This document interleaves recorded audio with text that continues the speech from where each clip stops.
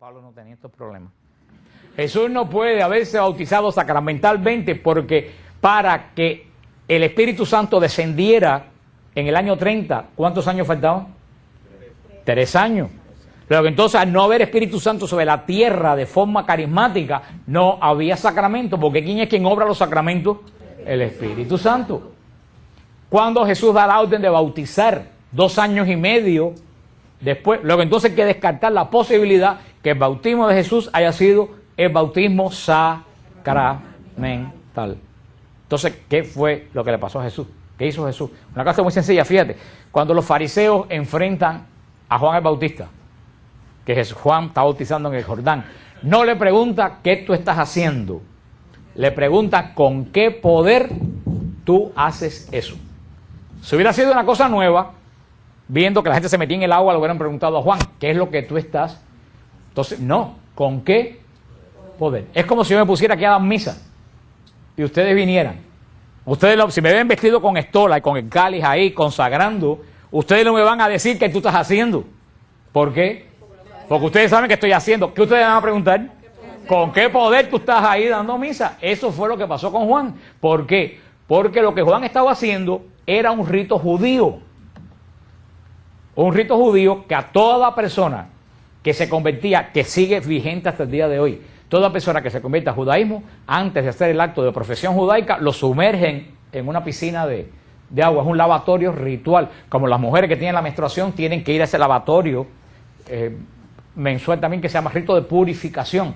Era un rito judío. ¿Cómo en griego, cómo se dice? Sumergirse, bautizarse.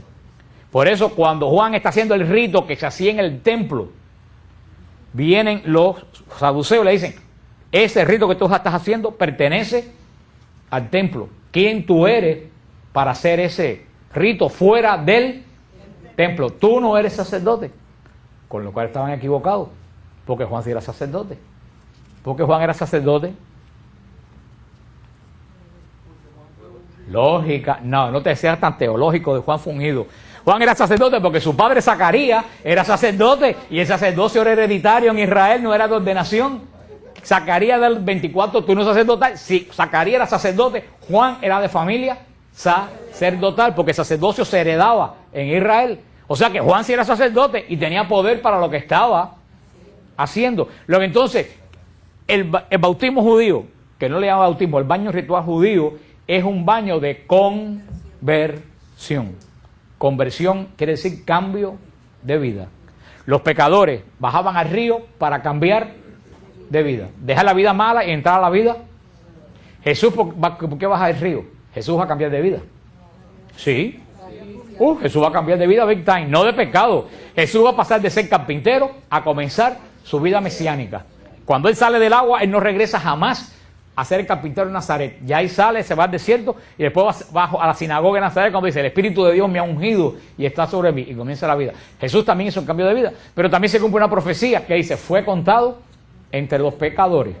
Entre todos los pecadores que bajaron al río, Jesús también bajó. Pero tienen que tener claro que el bautismo que se habla en el Evangelio de Juan no es un bautismo sacramental, es un rito judío.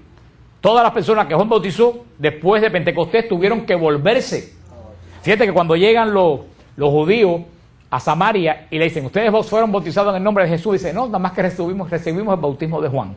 Y los vuelven a bautizar porque el bautismo de Juan no es sacramento. Bautismo quiere decir sumergirse. Fíjate que Jesús dice, tengo que recibir el bautismo de sangre y no lo de recibir. Quiere decir, Jesús se tenía que sumergir ¿dónde? En su sangre. Por eso cuando se dice el bautismo del Espíritu Santo, que a la iglesia no le gusta que se use ese nombre, porque las personas se confunden y creen que el bautismo del Espíritu Santo es un sacramento, y no es un sacramento.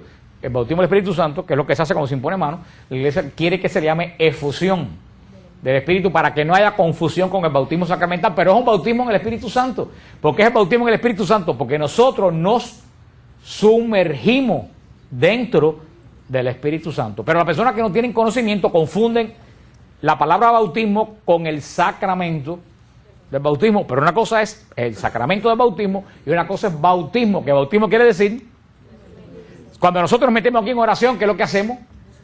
Nos bautizamos en la oración. nos sumergimos dentro. ¿Entienden ese término? Pues San Pablo lo dice. En la iglesia no hace falta tanta gente con grandes títulos académicos, sino gente que tengan el poder del Espíritu Santo. Y eso es lo que decía San Juan de Ávila. San Juan de Ávila decía: el predicador debe gastarse más las rodillas orando que los ojos estudiando. ¿Oíste, Howard? Te lo dijo una vez. El predicador, a todo que tenga intento de predicar, el predicador debe gastarse más las rodillas que los ojos. Hoy en día la gente se gasta mucho los ojos. En los seminarios se gastan mucho los ojos y poco las rodillas. Y los resultados los vemos a simple vista. El Espíritu Santo interpreta la Escritura. ¿Qué hizo el Espíritu Santo con Pablo? Pablo no vino ahí a predicar a los corintios con estudios teológicos que hizo. Vino a explicarle la Escritura con el poder del Espíritu Santo. A veces me da esta pena. Cuando me invitan por ahí a predicar, me dicen: me mandas me mandas el resumen tuyo. El resumen. Porque todos los predicadores católicos tienen un resumen. Estudié teología en la Universidad de Notre Dame, estudié patrología, y le digo: a mí la pena que me da es que yo no tengo resumen. Dice: ¿cómo que tú tienes el resumen? Digo: yo nunca me había estudiado en ningún lado. Entonces me dicen: ¿y qué pongo? Digo: pon Fran Morera, hijo de Dios. Ya se acabó. No estoy llamando a la gente que sean burra. Por supuesto que hay que estudiar, porque si yo no hubiera cogido libros, hubiera estudiado muchas cosas que yo digo no lo pudiera decir. Pero es que uno no puede confiar tanto en lo que estudia como en lo que deja que el Espíritu Santo les revele a uno. Y eso es lo que una gente me ha dicho por ahí: oye, es que tú predicas con una seguridad. Digo: porque estoy seguro de lo que digo. Porque lo que digo no viene de mi cabeza, viene de lo que Dios pone en mi corazón. A veces yo preparo una cosa y el Señor me pone a decir otra cosa. Sin embargo, veo muchos doctores que vienen con muchos discursos y al final tú sales. Y es que, hermano, se nota. Cuando una persona predica bajo el poder del Espíritu Santo, se nota a cuando un académico da una exposición. ¿Tú lo notas? Se nota. Y por eso le tengo tanto... Yo, la verdad, que es malo. Eso no es bueno. Es malo. Es malo llegar a los extremos. Pero yo he llegado a los extremos. Lo único que me consuela es Santa Teresa. Que Santa Teresa decía: Dios me libre de las monjas letradas.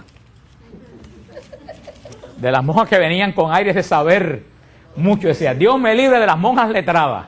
Decía ella. Y yo he llegado al punto de cuando yo oigo muchos títulos de estudio, enseguida digo, arrugo la nariz. Digo, Y es bueno que cuando una persona tiene muchos estudios y recibe el don del Espíritu Santo, es un tremendo predicador. Pero ahí es donde está el problema, que muchas veces que estudia mucho se llena de tanta soberbia que dice que no necesita el Espíritu Santo. Ahí es donde entra el conflicto. También lo vemos en Efesios, en la carta a los Efesios, capítulo 1, versículo 17, dice Pablo: para que el Dios de nuestro Señor Jesucristo, el Padre de la gloria, les conceda espíritu de sabiduría y de revelación para conocerle perfectamente, iluminando los ojos de su corazón para que conozcan cuál es la esperanza a que han sido llamados por Él, cuál es la riqueza de la gloria otorgada por Él en herencia a los santos. O sea, dice San Pablo, para que el Dios de nuestro Señor Jesucristo, el Padre de la gloria, nos conceda espíritu de sabiduría y espíritu de revelación. Eso es lo que decía anteriormente, que Jesús lleno de Espíritu Santo. Y dijo una vez: yo te bendigo, Señor de cielos y tierra, porque has escondido estas cosas a los sabios y será revelado a los humildes. Mira, tan es así. ¿A quién se le apareció la Virgen milagrosa un día como hoy? ¿A la superiora del convento? ¿A una monja letrada? ¿A la que pelaba pollo? ¿A quién se apareció la Virgen en Fátima? A 3 pastorcitos que Lucía tuvo que aprender a escribir a los 12 años para escribir el mensaje. ¿A quién se le apareció en Lourdes? A Bernadette Sobirois, que 3 años consecutivos falló la prueba de catecismo y tenía 13 años y no había hecho la primera comunión, porque no podía ni siquiera leer bien francés. Eso es a quien el Señor se le manifiesta. Lo que el mundo desprecia es lo que Dios mira con amor. El Espíritu Santo, tú puedes estudiar mucho, Pero hasta que tú no tienes el Espíritu Santo, tú de verdad no entras en la profundidad de la revelación de Dios. ¿Por qué? ¿De dónde viene el Espíritu Santo? Del corazón de Dios. ¿Qué dice Corintios? Que el Espíritu Santo escudriña las entrañas de Dios. Si el Espíritu Santo escudriña las entrañas de Dios y ese mismo Espíritu Santo viene a ti, ¿qué te transmite el Espíritu Santo a ti? Lo que él aprendió en las entrañas de Dios. Por eso tú te quedas frío. Me ha pasado que vienen gente y me dicen algunas cosas que yo aprendo de la gente. Hay personas que vienen y me dicen cada cosa y digo, ¿de dónde esta persona sacó esto que me está diciendo? Eso es de que se dejó guiar por el Espíritu Santo. El Espíritu Santo es el gran también liberador, no solo es santificador, el Espíritu Santo es liberador. Y en la carta a los Romanos, capítulo 8, versículo 14, Romanos 8, 14, dice, en efecto, todos los que se dejan guiar por el Espíritu de Dios son hijos de Dios. Y ustedes no han recibido un espíritu de esclavos para recaer en el temor. Antes bien han recibido un espíritu de hijos adoptivos que nos hace exclamar, Abba, Padre. Fíjate lo que dice San Pablo aquí en Romanos 8, 14. Dice, nosotros, ninguno de nosotros que hemos sido bautizados, hemos recibido espíritu de esclavo para recaer en el terror.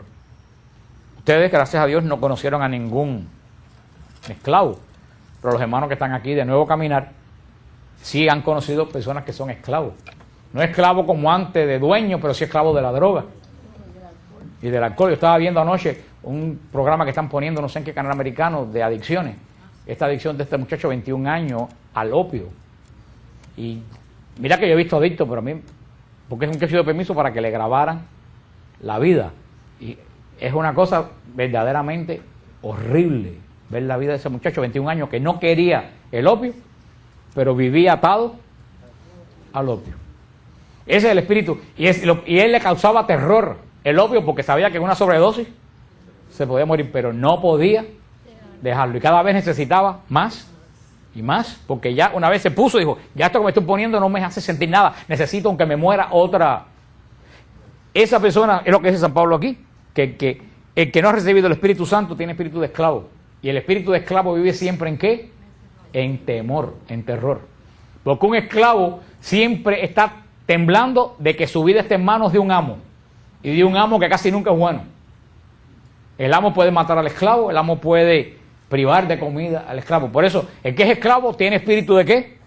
De temor y de terror. Dice San Pablo, los que han recibido el Espíritu Santo ya no tienen espíritu de esclavo para recaer en el temor. Antes bien, han recibido un espíritu de hijos adoptivos. O sea, ya el que ha recibido el Espíritu Santo no es esclavo, es ¿qué cosa? Hijo adoptivo. ¿Dónde el Señor nos hace hijo adoptivo? En el bautismo. Todo bautizado es hijo adoptivo. Dice, y el hijo adoptivo grita, Abba, Padre. Ya el hijo adoptivo de Dios no tiene temor a Dios.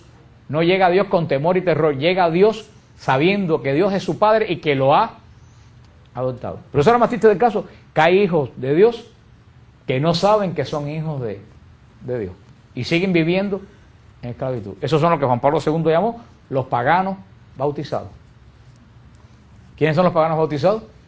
Los que su papá y su mamá lo llevaron a la iglesia, lo bautizaron y más nunca en la vida ni lo prepararon, que no es culpa de ellos, es culpa de los padres y de los padrinos, que no los educaron en la fe cristiana. Y se han criado como unos. Esas personas, ¿cuántos miles no hay por la calle que están bautizados y no saben que son hijos de Dios? Y viven en terror, viven en espíritu de temor.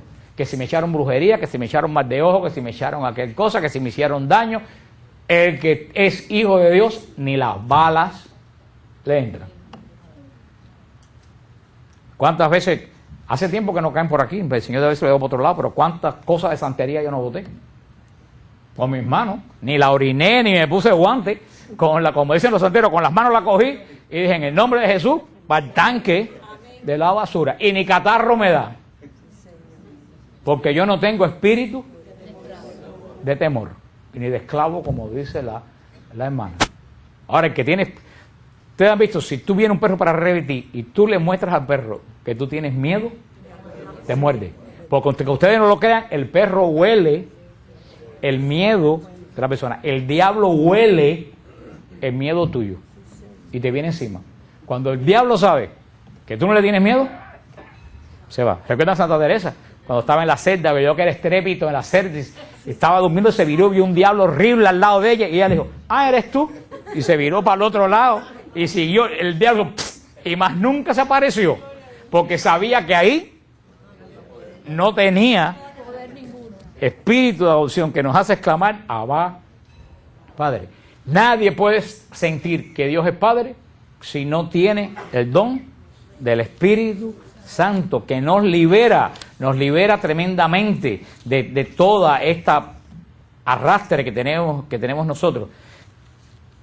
En San Juan 3, vamos a buscar, lo que pasa que no puse aquí si era el Evangelio o la epístola, me faltó ese pequeño detalle, esperemos que sea, me parece que es el Evangelio, porque San Juan 3 me parece que debe ser en el Evangelio de San Juan, capítulo 3. Tengo tantas estampitas aquí que cada vez que abro una página sale un santo volando. San Juan, capítulo 3, versículo del 3 en adelante. Sí, es aquí. Dice, Jesús le respondió, en verdad te digo, el que no nazca de nuevo no puede ver el reino de Dios. Le dice a Nicodemo, ¿cómo puede uno nacer siendo viejo? ¿Puedo acaso entrar otra vez en el seno de su madre y nacer? Respondió Jesús, en verdad te digo, el que no nace del agua y del espíritu no puede entrar en el reino de Dios. Lo nacido de la carne es carne, lo nacido del espíritu es espíritu. No te asombres que te haya dicho, tienen que nacer de nuevo. El viento sopla donde quiere y oyes su voz, pero no sabes de dónde viene ni a dónde vas. Así todo es el que nace del espíritu. Respondió Nicodemo, ¿cómo puede ser eso? Jesús le respondió, tú eres maestro de Israel y tú no sabes esas cosas. Esto de Nicodemo es para un retiro completo, como todo el Evangelio de San Juan. Vemos este hombre que va a ver nada más y nada menos que Nicodemo. ¿Quién era Nicodemo? Un maestro del templo, una de las personas más respetadas de Jerusalén, una de las escuelas rabínicas más grandes que se seguía en Jerusalén, un hombre conocido, un hombre sabio, un hombre docto. Va a ver a Jesús, el carpintero de Galilea. Aquí tenemos un hombre que estudió muchísimo y supuestamente un carpintero que no sabía nada. Pero fíjate qué curioso, Nicodemo cuando va, que poco han leído el capítulo 3 de San Juan, Nicodemo va de noche. ¿Tú sabes por qué? Porque no querían que lo vieran hablando con ese carpintero que andaba por ahí. Y cuando este hombre del templo, sabio, de escuela, famosísimo, llega, lo más curioso es que Jesús, que es un carpintero, se sienta como honrado, ¿no? Que nada más y nada menos que un maestro del templo, de tantos alumnos, vengan a hablar con un simple carpintero. Por lo menos yo me imagino que eso es lo que Nicodemo esperaba. Que le dijeran, ay, pero cuánto no, señor Nicodemo, que usted venga a hacerme y lo que, nada más que Jesús, yo me imagino, porque hay que usar la imaginación, yo uso mucho la imaginación con el Evangelio. A mí me gusta ver las escenas con mi imaginación. Yo me imagino a Jesús, donde estaba sentado, aparecerse Nicodemo y Jesús le clava la mirada y le sale con esta, en verdad, cuando el judío decía, en verdad, amén, amén, tico bobi, cuando decía, en verdad, quiere decir lo que va a decir. Es tremendo. Dice, en verdad te digo, el que no nace de nuevo, no puede entrar al reino de Dios. Yo imagino que Nicodemo se quedó como si le hubieran caído un rayo, porque es lo menos que se esperaba que este muchacho carpintero le dijera. Y le dice a Nicodemo, aquí me imagino que yo me veo a Nicodemo desconcertado, ¿no? Que dice, pero, porque a ustedes les suena muy bonito, pero en este momento primera vez en el mundo que se oye esto. Hay que nacer. Y dice Nicodemo piensa como hombre, como un viejo puede meterse en el vientre de su madre. Y fíjate lo que le dice Jesús. Jesús le contesta, no dice, en verdad te digo, el que no nace del agua y del espíritu no puede entrar en el reino de los cielos. ¿Qué es lo que dice Jesús? No hay arreglo. El que no nace del agua Y después la aclara, lo que nace de la carne es carne, lo que nace del espíritu es espíritu. Ahí está, esta es la base del bautismo. Lo que nace de la carne es carne. Nosotros nacemos de nuestra madre, un día que nuestra madre nos parió. Ese día nacimos de la carne, porque la carne da carne. Ahora, nuestra madre no nos puede dar el espíritu, porque el espíritu solamente viene de quien es espíritu. ¿Y quién es espíritu? Dios. Por eso nacemos de la carne de nuestra madre, pero tenemos que venir a la iglesia con el sacramento del bautismo y nacer, ¿de dónde? De lo alto. Nacer en el espíritu, a la vida eterna, a lo que no se acaba. Por eso el segundo nacimiento no es una conversión en un retiro de Salvador Gómez o en el retiro del monasterio. El segundo nacimiento es el bautismo, cuando tú naces de lo alto, cuando Dios te coge y te adopta como hijo suyo. ¿Por medio de qué? Del poder del Espíritu Santo. ¿Y por medio de qué signo? Del signo del agua. Aquí está. El que no nace del agua y del Espíritu. Ahí está el sacramento del bautismo, el signo del agua y la acción. Yo le decía esto una vez a un pastor bautista amigo mío. Me decía, no hombre, no. Eso, el agua es la placenta donde el niño viene. Digo, ay hermano, mira ya. Olvídate. Me doy cuenta que estamos hablando dos mundos diferentes. Yo te hablo de lo alto y tú hablas de lo profundo de la tierra. Estamos hablando de cosas diferentes. Ese hombre, para no darle la razón a la iglesia, buscó que el agua es la placenta de lo que hablaba Nicodemo. Ese es para que tú veas que cuando una persona no quiere entender, entonces se encuentra la oración de Jabez, que son dos frases perdidas en el Antiguo Testamento. Y esto que está claro, el que nace del agua y del Espíritu. Dice, el viento sopla donde quiere, pero no sabes de dónde viene ni a dónde vas. Así es que nace. Fíjate, ¿cuánto ha nacido del Espíritu aquí? Hermano, bórrame eso que voy a decir ahora. ¿Dónde están? Si la mayoría aquí no ha nacido del Espíritu, ¿qué es lo que hacen aquí? Ya ni levanten la mano, pero estoy asombrado que 3 personas solamente hayan dicho que han nacido del Espíritu. El resto de ustedes esta noche hagan examen de conciencia. Porque no estoy haciendo chiste. Si a mí me preguntan en un lugar, ¿tú has nacido del Espíritu? Yo levanto la mano, sí, yo nací del Espíritu. Por supuesto que nací del Espíritu, el día que me bautizaron. Y ustedes a estas alturas no saben que ustedes han nacido. Bueno, voy a esperar que ustedes terminen, porque a lo mejor por eso ustedes no entienden, porque hablan cuando yo hablo o toman a juego lo que yo digo muy en serio. Yo hay veces que hago chistes, pero yo no estoy haciendo chistes ahora. Yo con esta pregunta que hice me di cuenta que muchos de ustedes no saben que nacieron. Después de todo lo que he hablado, no saben que nacieron del Espíritu.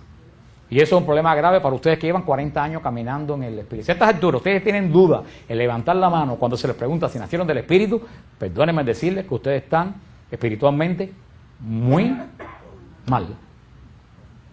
Porque en cuanto yo digo, ¿cuántos son aquí americanos? El que ha jurado la bandera, inmediatamente no tiene duda. El que duda en levantar la mano, así que se lo dejo a ustedes para que ustedes mismos analicen su vida y analicen 3 o 4 personas solamente levantaron la mano. Los que nacieron, lo que les iba a decir ya no tiene sentido, porque ya me doy cuenta que el que no sabe que nació del Espíritu, no, a lo que viene ahora no le aplica. Dice Jesús, a los 3 o 4 que levantaron la mano, que están seguros que nacieron del Espíritu. Dice Jesús. Bueno. Por eso que ustedes no crecen. Precisamente por eso ustedes no crecen. Y la hermana Blanca cuando vino se dio cuenta que hay mucha gente con espíritu de bobería. Y el que tiene espíritu de bobería no crece en el espíritu, porque el Señor no nos da espíritu de bobería. Y no lo tomen como un regaño. Yo estoy aquí para que ustedes crezcan. Porque si yo no estoy aquí para que ustedes crezcan, estoy perdiendo mi tiempo y lo están perdiendo ustedes. Mi misión es pelear porque ustedes tienen que aprender. Y cuando uno quiere aprender, lo primero que tiene que echar a un lado es el espíritu de bobería.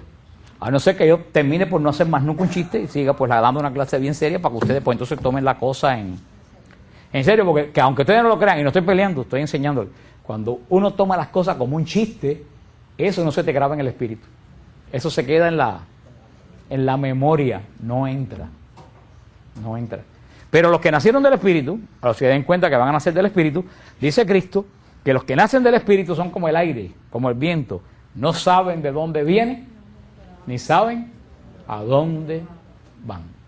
Y eso es el que nace del Espíritu.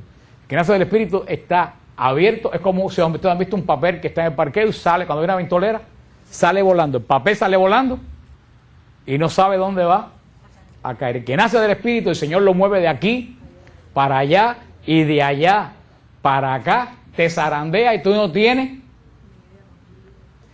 Yo no puedo con ustedes. Ahora todo el mundo está así, mira. Ahora están pujando para lucir serios. Entonces son peores que si se ríen, porque no lucen naturales. Sean ustedes, pero sepan discernir lo que es bueno y lo que es malo. Sí, porque ahora miro y está todo el mundo así, mira. Entonces, esto tampoco es sano. No, yo estoy esperando que llegue la noche de la efusión del Espíritu Santo. A ver, a lo mejor hace falta otra efusión del Espíritu Santo aquí de nuevo. Los que nacen del Espíritu, los que están seguros que nacieron del Espíritu, se dejan empujar por el Espíritu. Y el que se deja empujar por el Espíritu, créeme, hermano, no tienes la menor idea dónde vas a terminar. Porque no eres tú que lo planifica. Es el Señor quien te mueve de aquí, quien te mueve para allá, quien te mueve para allá. Tú solamente tienes que soltar el ancla. Porque un barco que está anclado, cuando el viento sopla, no se mueve. Y muchos de nosotros tenemos anclas. Y esas anclas que tenemos no dejan que las velas, cuando se la hincha el Espíritu Santo, cojan camino. Cada cual tiene que pensar qué ancla tiene que no lo deja navegar. Que no lo deja navegar. Eso lo dice Cristo aquí. Y acuérdense eso. El que nace del Espíritu Santo no puede amarrarse a un ancla. Tiene que dejarse mover por el mismo Espíritu. También el Espíritu Santo llama y comisiona. Dice Hechos 13. Hechos de los Apóstoles, capítulo 13. Yo definitivamente voy a terminar quitando todas las estampitas de aquí de mi... Ustedes no saben lo difícil que es abrir una página cuando hay una estampa metida en el... Y aquí, mira, me ha salido Santa Teresa, Santa Catalina, San Martín de Porres. Hechos de los Apóstoles, capítulo 13. Finalmente llegué a Hechos de los Apóstoles, capítulo 13, versículo 24. En Hechos 13, 24 dice la palabra de Dios. Juan predicó como precursor antes de su venida un bautismo de conversión a todo el pueblo de Israel. Al final de su carrera Juan decía: yo no soy el que ustedes piensan, sino miren que viene detrás de mí uno al que no soy digno de desatar los sandalias de los pies. El Espíritu Santo, vemos que es el que comisiona a Juan. ¿Para qué comisiona el Espíritu Santo a Juan? Para predicar y para hacer un bautismo de conversión. Lo capacitó para eso, pero Juan sabía que hasta dónde llegaba su comisión. Hasta el bautismo de conversión. Juan no se empeñó en bautizar sacramentalmente a nadie en la iglesia. Juan no se empeñó en fundar una iglesia en una esquina. Juan no se empeñó. El Espíritu Santo comisiona. Y ahí es donde viene muchas veces el problema. Tú tienes que saber para qué el Espíritu Santo te comisiona. Porque hay personas, y hay un caso de los santos que uno aprende mucho, muy significativo, que me llama la atención, de un caso de un santo que se equivocó. ¿Los santos se equivocan? Claro que se equivocan. ¿Quién es el único que no se equivoca? Dios. Olvídate de lo demás. Los santos se equivocan. ¿Cuál fue la santa que se equivocó y hizo lo contrario de lo que dice aquí? Santa Juana de Arco. Si ustedes conocen la historia de Santa Juana de Arco, ella escuchaba la voz de Dios que le decía lo que tenía que hacer. Y el Espíritu Santo comisionó a Juana de Arco para que liberara a Francia de los ingleses y restaurara el rey. El rey Carlos, no me acuerdo qué número era. Carlos. El Espíritu Santo comisionó a Juana ¿para qué? Para la obra de la restauración de Francia. ¿Qué sucedió? Que cuando el rey se coronó rey en la catedral de Reims, ahí tenía que haberle dicho a Juana su discernimiento que ahí, ¿qué cosa? Se terminaba su obra. ahí ella tenía que haberse ido para su casa y haber esperado que el Espíritu Santo la comisionara para otra cosa. Pero ella insistió en, después de eso, seguir dando batalla, sin que el Espíritu Santo la comisionara. Y fue cuando cayó presa por los ingleses y cuando la quemaron en la hoguera. Muerta en la hoguera por los ingleses, por la Inquisición inglesa. ¿Por qué? Porque ella no supo para qué cosa el Espíritu Santo la había comisionado. Hermano, eso sucede mucho en la iglesia. El Espíritu Santo te comisiona para algo y hay veces que se acabó para lo que el Espíritu Santo te comisionó y tú quieres seguir agarrado a eso que el Espíritu Santo ya se terminó, esa comisión para la cual tú fuiste llamado. Entonces en ese momento uno tiene que, primero tiene que preguntarse, ¿para qué el Espíritu Santo me comisiona? Cuando el Espíritu Santo te comisiona, el Espíritu Santo te capacita. ¿Pero te capacita para qué? Para lo que te comisionó. Tú tienes que decir cuándo termina esta comisión. Cuando termine esa comisión que el Espíritu Santo te mandó, ¿qué es lo que tú tienes que hacer? Retirarte, irte a tu casa tranquilito y en oración esperar, porque el Espíritu Santo no va a tardar un día en que te diga, ahora quiero que hagas esto, porque Él comisiona. Pero cuando uno se empeña en seguir en una comisión que ya se terminó, ahí empieza tu inteligencia a funcionar y ahí es donde la cosa termina en el desastre de Juana de Arco. Y ella se dio cuenta al final, dijo, mi gran error fue que cuando las voces cesaron de hablarme, yo seguía haciendo lo que estaba acostumbrado a hacer. O alguien que le pasó eso en el Antiguo Testamento. A ver, después que no nacieron de nuevo ya pueden ya decir cualquier disparate que a mí me digo, ya lo dijo Miguelina por ahí, Saúl. Pues claro, porque tú cogiste esa clase hace 1.000.000 de años. No, sé que el Espíritu Santo la comisionó para decir eso.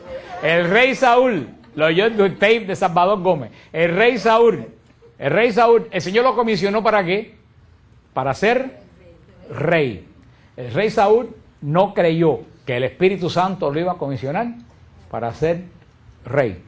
Él nunca se dio cuenta que él era rey. Samuel lo ungió, lo presentó, Israel gritó, vive el rey, lo llevaron al palacio real, le pusieron la corona y él seguía sin darse cuenta de que era rey y no quería ser rey. Ahora, cuando Dios le quitó la comisión de ser rey, entonces él se empeñó en ser el rey y terminó muerto él y sus hijos. Él se empeñó en ser rey cuando su tiempo de reinado se le había acabado. Esos son errores de los cuales tenemos que aprender. Ay, hermano, ¿cuánta gente se empeña en ser marido después que el matrimonio se acabó? Y en mandar flores y en llevar a comer cuando ya eso se acabó. Entonces son excelentes maridos, pero ya es muy tarde. ¿Cuántos padres se empeñan en ser padres cuando ya no tienen hijos? Porque cuando tenían que haber sido padres, entonces cuando el hijo tiene 18 años lo quieren llevar a jugar a la pelota y a la piscina. No, perdóname, ya perdiste un tiempo terrible. El Señor, y así pasa en la vida espiritual también, en los ministerios de la iglesia, en todo, el Señor te comisiona.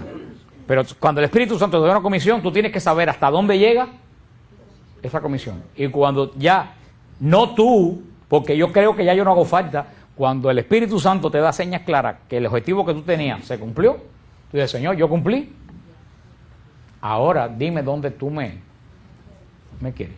Y así se evitaría muchos desastres. Yo conozco el ministerio en Miami, que hay gente que llevan, desde que yo llegué de Cuba, están al frente del ministerio. ¿Y tú sabes qué ha pasado con esos ministerios? Se han acabado, porque esas personas no han querido soltarse del asiento. Yo le escribí una carta a una de esas personas que yo quiero mucho. Le dije, mira, dedícate a tal ministerio porque el tuyo se acabó. Y él recibió la carta hace 4 años y no le puedo decir el uso que yo creo que le dio a mi carta. Y acabó con un ministerio grandísimo de Miami. Mire, yo lo digo sinceramente, se lo digo delante del Señor, el Señor es testigo. ¿Cuántas veces yo he querido terminar con este ministerio? Yo, porque estoy hasta aquí, de todos ustedes, se lo digo de corazón. No, si algo yo tengo, es que yo soy sincero. Mire es testigo, mire, levanta la voz, súbete arriba de la silla. No, para que vean que no estoy diciendo mentira. Mire, ¿cuántas veces te he dicho que yo quiero terminar esto? Espérate, no, porque ustedes no mandan aquí, que manda el Espíritu Santo. El día que el Espíritu Santo me manda, esto se acaba. Aunque ustedes digan que no. Créanme, porque yo no es ustedes, es el Espíritu. ¿Cuántas veces he dicho a mí, yo voy a cerrar el ministerio, yo no quiero más seguir con esto, yo quiero hacer otras cosas, yo tengo otros planes, ya yo estoy cansado de hacer? Sin embargo, el Espíritu Santo me ha dicho, todavía. Y he seguido cargando con la cruz, aún sin querer. Esto ha sido al revés. Yo me he querido ir y el Espíritu Santo no me ha dejado. Eso os digo porque si ustedes están en ministerio, ustedes tienen que pensar.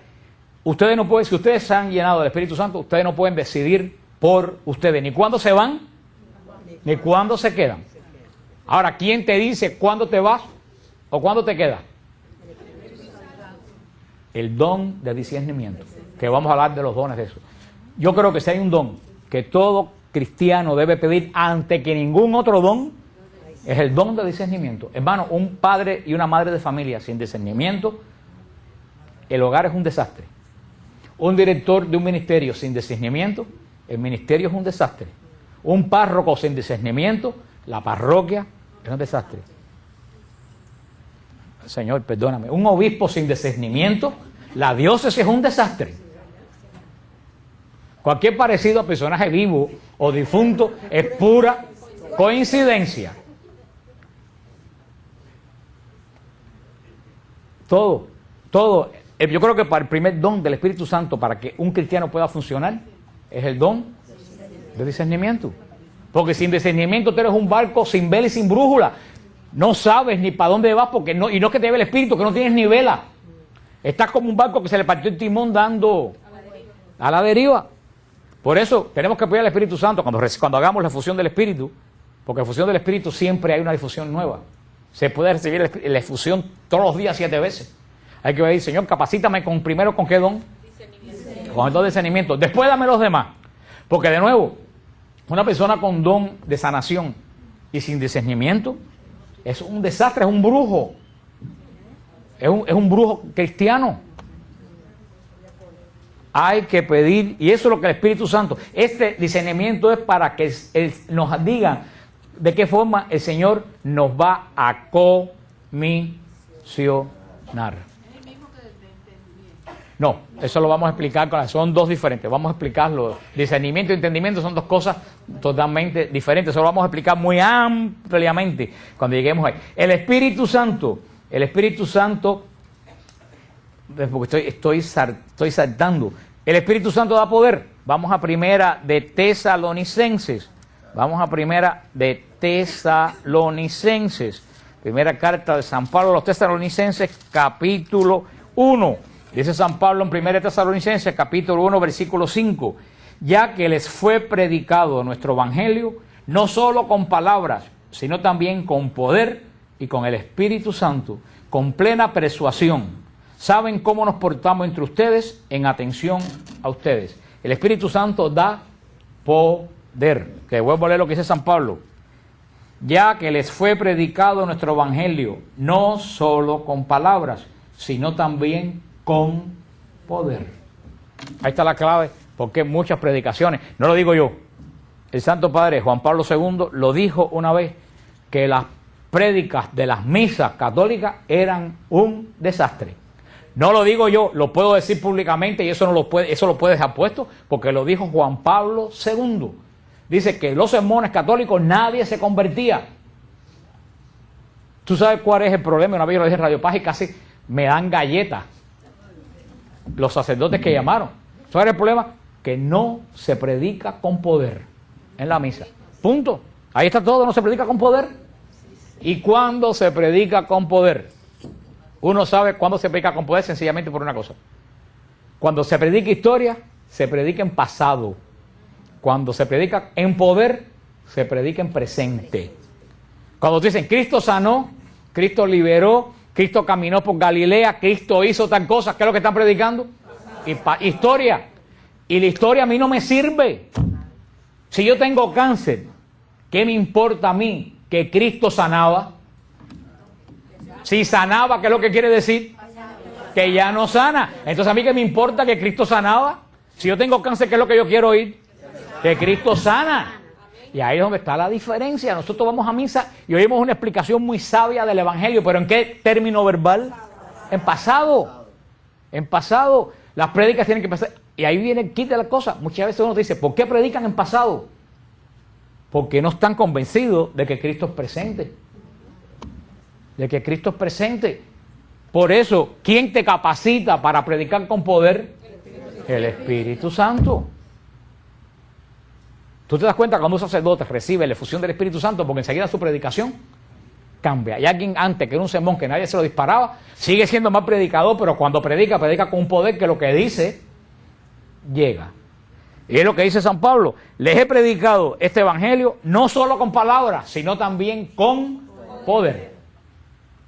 Eso es lo que falla en muchos lugares en la iglesia hoy. No se está predicando con poder. Y lo que dice Rosana por aquí es que muchas veces, Dios me perdone, parece que yo digo, es que no lo creen. Porque si lo creyeran, no están convencidos. Y yo siempre he dicho 40 veces, no lo digo de ahora, una vez, yo creo que aquí no hay nadie de los que fue con nosotros a Navidad en Belén, en el siglo pasado, con el padre Palavicini. El padre Palavicini era el rector del Pío Latino Romano. Y fue el director espiritual del primer viaje que hicimos nosotros a Navidad en Belén. Yo estaba sentado con el padre Palavicini en la plaza de Belén conversando con él, y era el rector de Pío Latino. Eso fue en el 97, 96. Fueron Enrique y Katy, fueron los Carmen y Bernardo, toda Sacha, todo ese grupo. Y yo decía, mira padre Palavicini, y eso yo lo notaba en esa época, en el año 96, el problema que yo veo en la iglesia en Estados Unidos está en los seminarios. Está en los seminarios. En los seminarios se están preparando especialistas, se están preparando profesionales, pero no se están preparando pastores.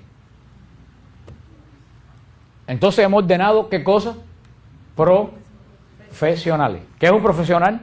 Una persona que aprende una profesión y puede dedicarse a esa profesión con verdadera y hacerlo muy bien. Pero un profesional trabaja de 8 a 5. Yo soy profesional de mi trabajo. A las 5:30 lo que ven de mí es el polvo. Y si me llaman por el celular, no contesto, porque a mí me pagan para trabajar de 8:30. ¿Cuál es la diferencia? Un pastor está alerta todo el tiempo que su oveja lo necesita. El pastor no trabaja de 8 a 5. El pastor vigila continuamente. Y en nuestros seminarios, desafortunadamente, se han estado creando profesionales, no pastores.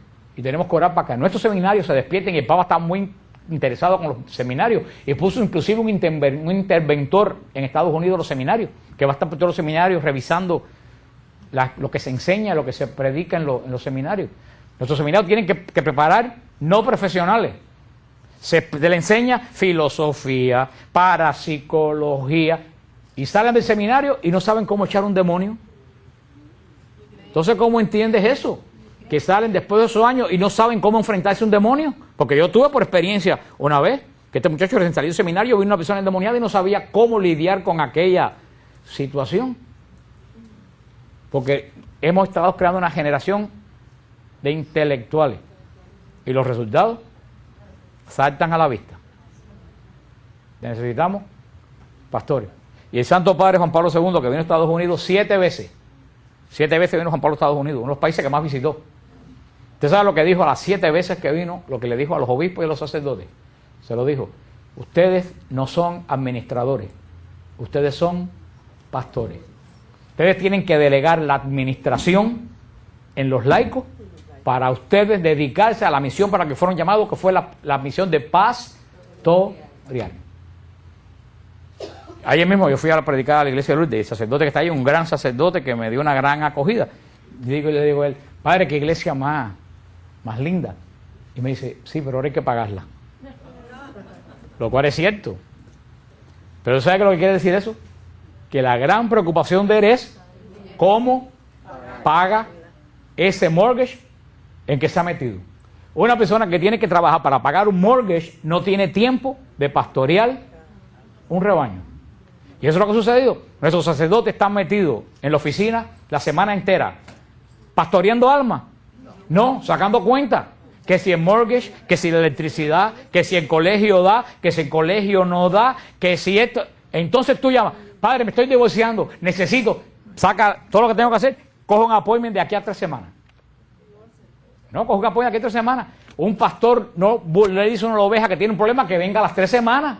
Una oveja se cae por un hueco, el pastor deja lo que hace y se va porque su misión no es llevar la contabilidad del corral, es cuidar de su oveja. Pero nos hemos entrampado en una cantidad de cosas materiales y de deuda y de esto y del otro, y no, ahora el sacerdote no tiene material tiempo para pastorear sus ovejas. Hermano, eso es un problema muy grande, es muy serio, porque el profeta Ezequiel, y si yo tuviera dinero, yo hacía una tarjeta de Navidad con estas palabras del profeta Ezequiel y se le mandaba a todos los sacerdotes de Miami. No para ofender, sino para despertarlo. El profeta Ezequiel dice, ay, hermano, cuando en la Biblia dice, ay, prepárate, dice el profeta Ezequiel, ay de los pastores a los cuales les roban las ovejas y no se enteran. Después dice, ay de los pastores que deja que el lobo entre a su corral y les robe las ovejas. Después dice, ay de los pastores que se alimentan y engordan de sus ovejas. Dice, el día de la desgracia les voy a pedir cuenta pelo a pelo de la oveja que se perdió. Y a mí eso, que esa palabra, yo me aterro por mí mismo, porque también de cierta forma yo soy pastor de ovejas, pero me aterro también, porque yo digo, el día que nuestros sacerdotes, por los cuales coran muchísimo, enfrenten al Señor, el Señor les va a decir una lista así, fulano y mengano, y el otro se fueron para los protestantes, se fueron para aquí, se fueron bravos. ¿Qué tú hiciste? Y lo más seguro que nuestros pastores no van a saber ni siquiera quiénes son esas personas que se fueron. Hermano, hay que orar por los sacerdotes, hay que orar mucho. Muchos, mientras más responsabilidad tiene, más el Señor exige. Y yo a veces que digo, ellos estarán de verdad, sabrán de verdad a lo que dice María, el problema que tienen su espíritu, el problema de salvación propia que tienen ellos. Hay que orar por ellos. Tenemos que orar mucho no solo por los sacerdotes, por todas las personas que tienen porque lo que es a la medida grande de un sacerdote es en la medida mía referente a ustedes, y es en la medida de ustedes referente a las amistades de ustedes. Desde que tú conoces a alguien más débil en la fe que tú, ya esa persona es oveja tuya.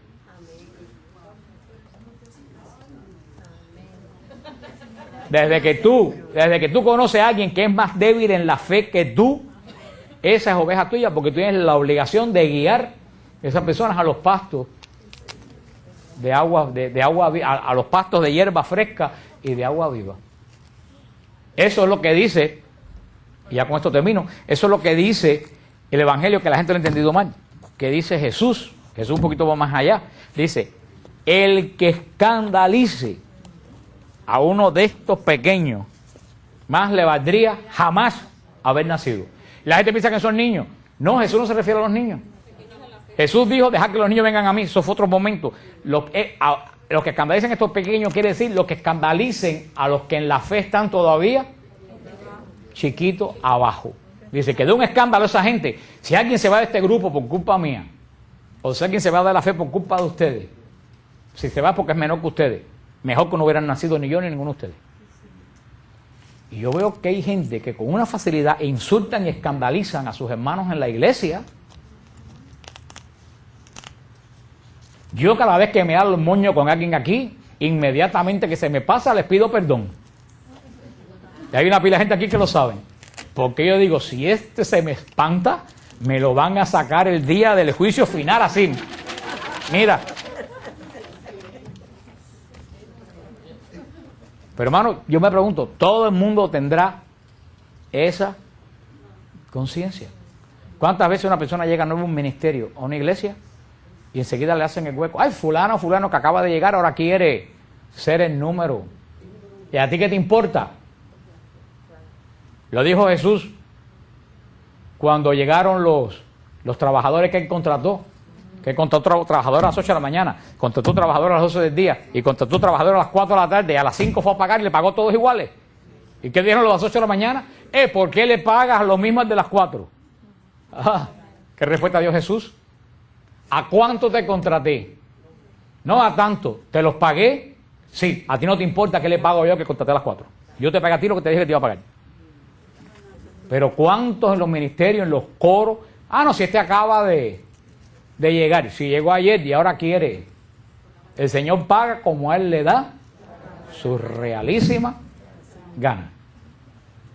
¿Capichi? Bueno, pues entonces seguimos. Yo creo que más nunca terminamos porque todavía me queda toda una página.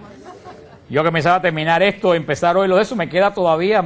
Es que de verdad que hay muchas cosas aquí que hace falta hablarlo, porque todo eso que hemos hablado no es historia. Todo eso que hemos hablado, aleluya, todo eso que hemos hablado es la obra del Espíritu Santo. Eso es lo que hace el Espíritu Santo. El Espíritu Santo guía toda nuestra vida. Bautismo. ¿Qué le dije que dice el bautismo? Si yo me meto en un lugar y me meto hasta aquí, ¿yo me sumergí? ¿Hasta dónde me tengo que meter para sumergirme? Y cuando uno se mete hasta la cabeza y se sumerge, quiere decir que tú has sido cubierto.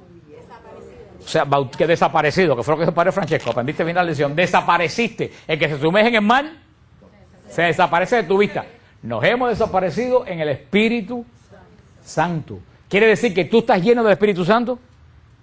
Por todos lados. Entonces el Espíritu Santo guía todas las áreas de tu vida. Y tú tienes que dejar guiar todas las áreas de tu vida por el don del Espíritu Santo si ya tú lo recibiste.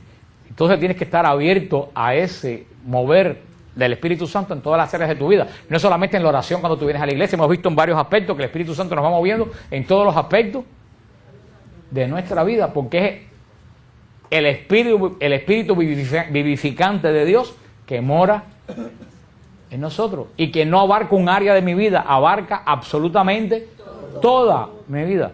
Cuando yo me bautizan en el bautismo sacramental, a mí me meten dentro de la Trinidad. Y no solo te meten dentro de la Trinidad se mete dentro de ti. Eres inhabitado por la Trinidad y vives sumergido dentro de la Trinidad. Eso es lo que llamaba Santa Teresa, que decía que muchas veces ella andaba endiosada.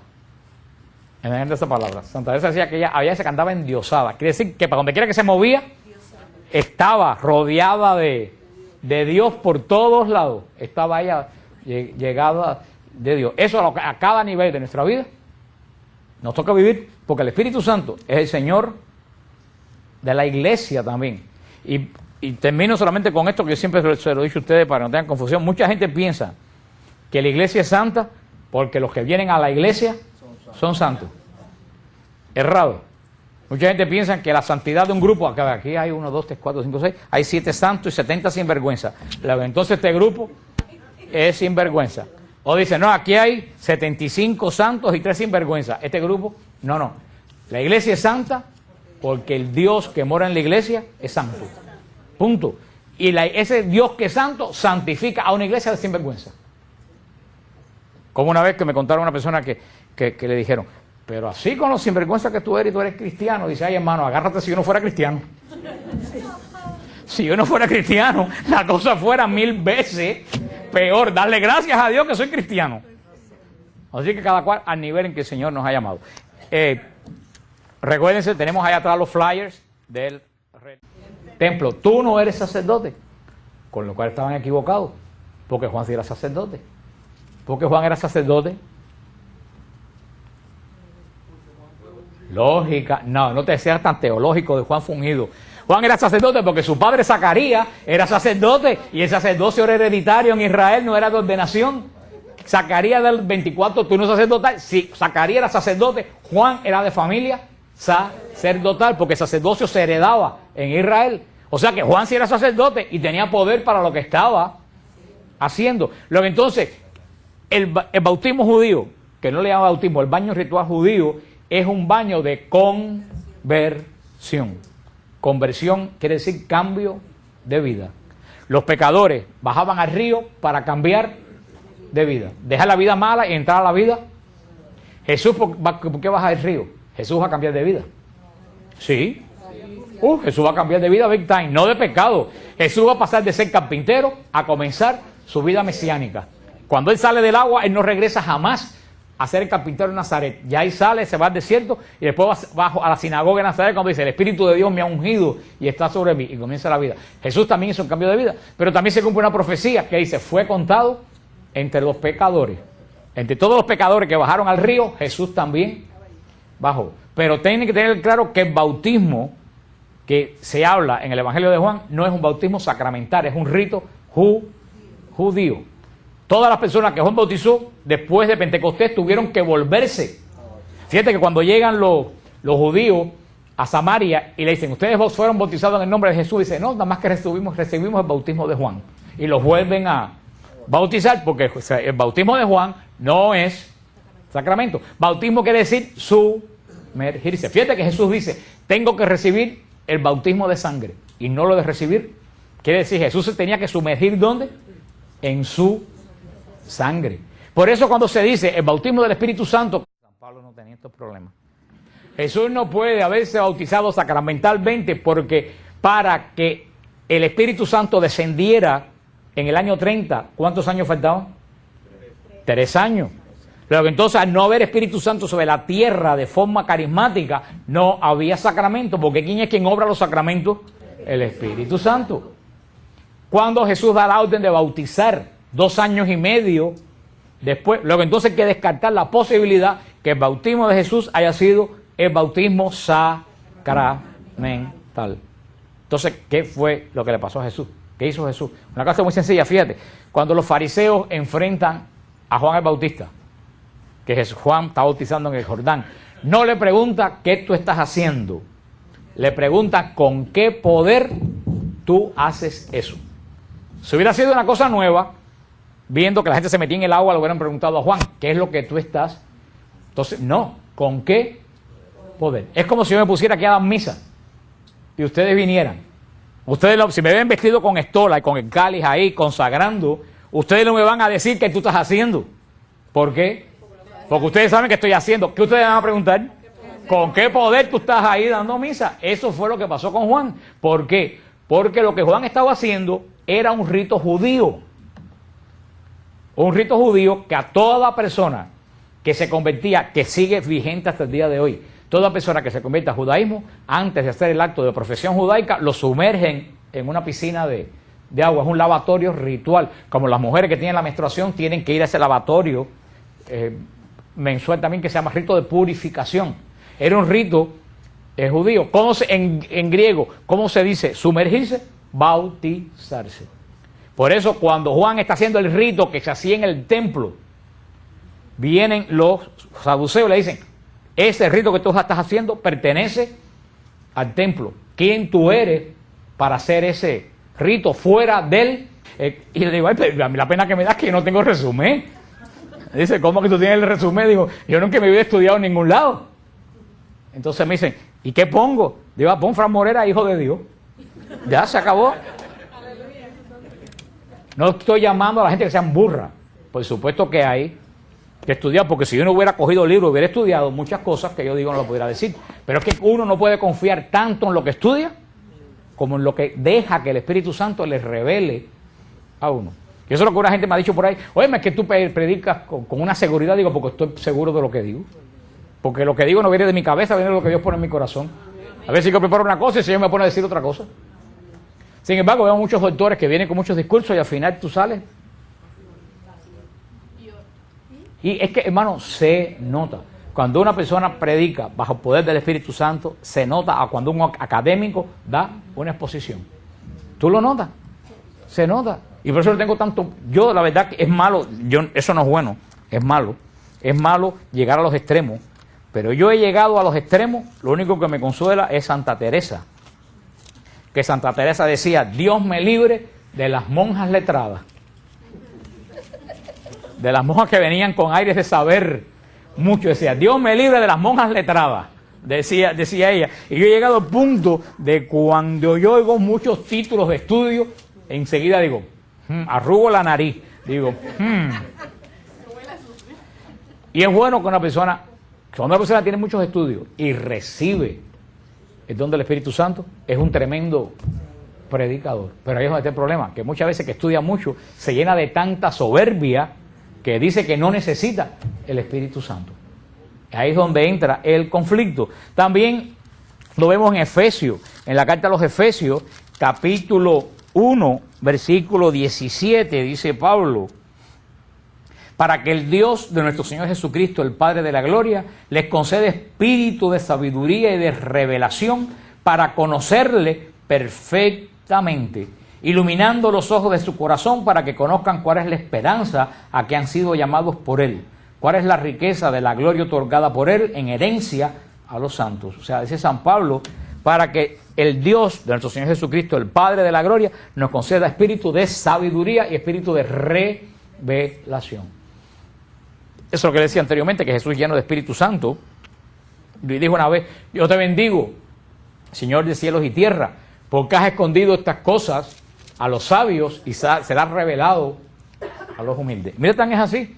¿A quién se le apareció la Virgen milagrosa un día como hoy? A la superiora del convento, a una monja letrada, a la que pelaba pollo.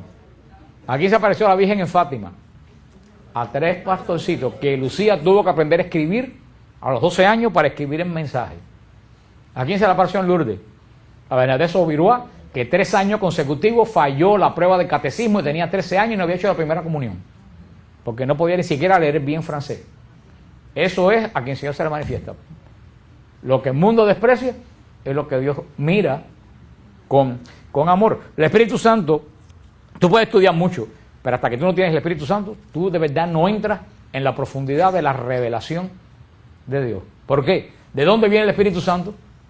Del corazón de Dios. ¿Qué dice Corintios? Que el Espíritu Santo escudriña las entrañas de Dios. Si el Espíritu Santo escudriña las entrañas de Dios y ese mismo Espíritu Santo viene a ti, ¿qué te transmite el Espíritu Santo a ti? Lo que él aprendió en las entrañas de Dios. Por eso tú te quedas frío. Me ha pasado que vienen gente y me dicen algunas cosas que yo aprendo de la gente. Hay personas que vienen y me dicen cada cosa y digo: ¿de dónde esta persona sacó esto que me está diciendo? Eso es de que se dejó guiar por el Espíritu Santo. El Espíritu Santo es el gran también, que a la iglesia no le gusta que se use ese nombre, porque las personas se confunden y creen que el bautismo del Espíritu Santo es un sacramento, y no es un sacramento. El bautismo del Espíritu Santo, que es lo que se hace cuando se impone mano, la iglesia quiere que se le llame efusión del Espíritu para que no haya confusión con el bautismo sacramental, pero es un bautismo en el Espíritu Santo. ¿Por qué es el bautismo en el Espíritu Santo? Porque nosotros nos sumergimos dentro del Espíritu Santo. Pero las personas que no tienen conocimiento confunden la palabra bautismo con el sacramento del bautismo, pero una cosa es el sacramento del bautismo y una cosa es bautismo, que bautismo quiere decir, cuando nosotros nos metemos aquí en oración, ¿qué es lo que hacemos? Nos bautizamos en la oración, nos sumergimos dentro. ¿Entienden ese término? Pues San Pablo lo dice, en la iglesia no hace falta tanta gente con grandes títulos académicos, sino gente que tengan el poder del Espíritu Santo. Y eso es lo que decía San Juan de Ávila. San Juan de Ávila decía: el predicador debe gastarse más las rodillas orando que los ojos estudiando. ¿Oíste, Howard? Te lo dijo una vez. El predicador, el actor que tenga intento de predicar, el predicador debe gastarse más las rodillas que los ojos. Hoy en día la gente se gasta mucho los ojos, en los seminarios se gastan mucho los ojos y poco las rodillas. Y los resultados los vemos a simple vista. El Espíritu Santo interpreta la Escritura. ¿Qué hizo el Espíritu Santo con Pablo? Pablo no vino ahí a predicar a los corintios con estudios teológicos que hizo. Vino a explicarle la Escritura con el poder del Espíritu Santo. A veces me da esta pena. Cuando me invitan por ahí a predicar, me dicen: me mandas me mandas el resumen tuyo. El resumen. Porque todos los predicadores católicos tienen un resumen. Estudié teología en la Universidad de Notre Dame. Estudié patrología